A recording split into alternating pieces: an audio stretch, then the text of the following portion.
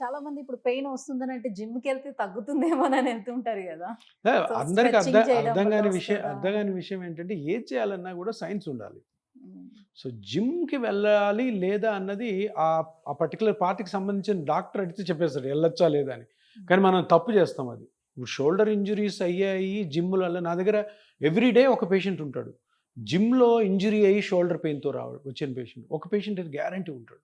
అవునా? "ఏం చేసావు బాబు" అంటే, "సార్ జిమ్ ఎక్కువ చేశాను సార్." "ఏం 10 సంవత్సరాలు చేస్తున్నాను సార్. మొన్నొచ్చింది సార్ ఇంజ్యూరీ" అంటాడు. ఎందుకొచ్చింది? 10 అప్పటి నుంచి సంవత్సరాలు చేయాలి. 10 సంవత్సరాలు నీ బాడీ నీ షోల్డర్‌లో స్ట్రక్చర్స్ అది హోల్డ్ చేసాయి. ఇప్పుడు ఏజ్ అయిపోతుంది గదా! హ్మ్. సో, ఇప్పుడు గివ్ అవే. అక్కడ ఏదో ఒక లిగమెంట్ గాని, టెండాన్ గాని కట్ అయ్యి ఉంటది. సో, హ్మ్. అందరూ ఏమనుకుంటారంటే ఈ యాక్టివిటీస్ చాలా హెల్తీ అనుకుంటారు. అవి సైంటిఫిక్‌గా చేస్తే హెల్తీయే.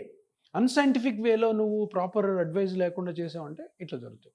So, gym, unnecessary exercises, undue travels, driving చేయడము, హ్మ్.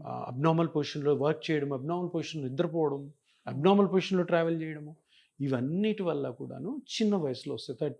30 నుంచి ఒక హ్మ్. 40, 45. సో, ఈ 2 సెగ్మెంట్స్‌లో కూడాను ఫైనల్‌గా ఎందుకొస్తది సార్ షోల్డర్ పెయిన్? అది హ్మ్. చాలా కష్టమా కనుక్కోవడం అంటే చాలా సింపుల్ కనుక్కోవడం.